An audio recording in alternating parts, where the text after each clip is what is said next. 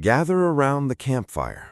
This is the story of Kit Carson, perhaps one of the most renowned scouts of the Santa Fe Trail. It was the year 1809 when a boy named Christopher Carson was born in Kentucky to a family that would later move to Missouri.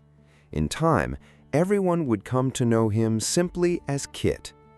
He was only 17 when a caravan of Santa Fe traders passed by his family's home in Howard County. Already an exceptional marksman from childhood, Kit joined them as a hunter. According to a story found in some early biographies, one that should be treated with caution, it was on that very first journey that he displayed the legendary composure for which he would later become famous. One of the men in the caravan accidentally discharged his rifle, shattering his arm. Infection quickly set in, yet none of the experienced frontiersmen dared attempt surgery. The story goes that the teenage Kit, armed with nothing more than a knife, a saw, and the red-hot iron rod from a wagon, performed the operation himself and saved the man's life. Years later, Carson became one of the principal hunters and guides associated with Bent's Fort, where he was responsible for supplying enough meat to feed 40 men. In seasons when game was plentiful, it was a rewarding task. When game grew scarce, it became a severe test of endurance.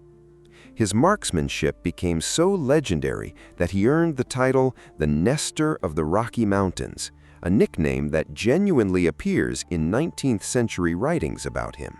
The tribes of the plains and mountains, from the Comanche to the Ute, knew him well. He had sat in their lodges and smoked the peace pipe with them.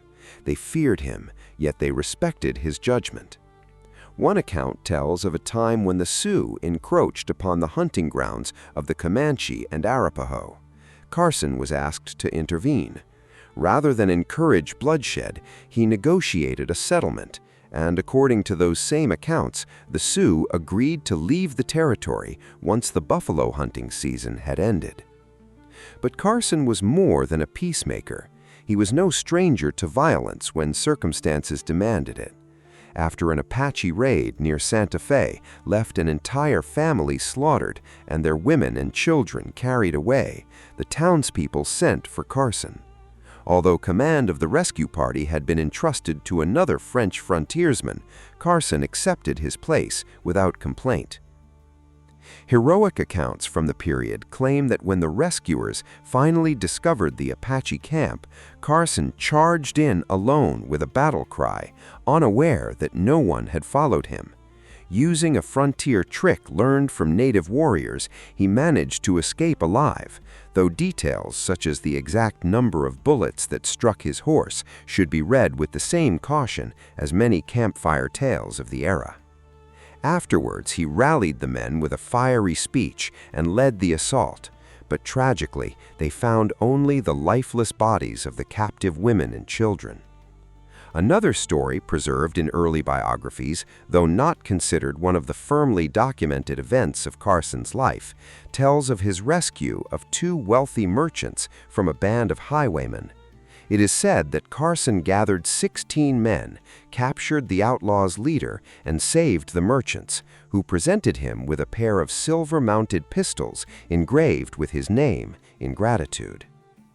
Likewise, the tale of Carson walking uninvited into a Cheyenne war council appears chiefly in memoirs and admiratory 19th century accounts. According to the story, he entered a council that was deciding whether to kill him and his companions.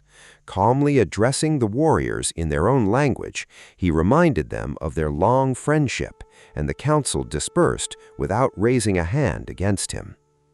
Carson later accompanied Fremont to California, was commissioned as a second lieutenant during the Mexican-American War, and eventually attained the rank of colonel during the Amerindian Civil War.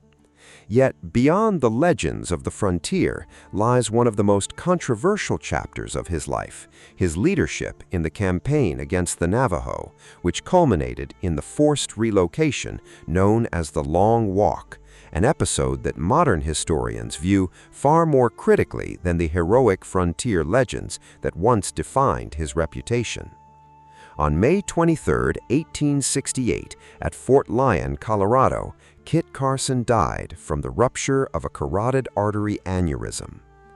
And that is the story of Kit Carson, a man whom his contemporaries regarded as the coolest-headed and most loyal man on the Santa Fe Trail, but whom history remembers as a figure far more complex than any legend ever told about him.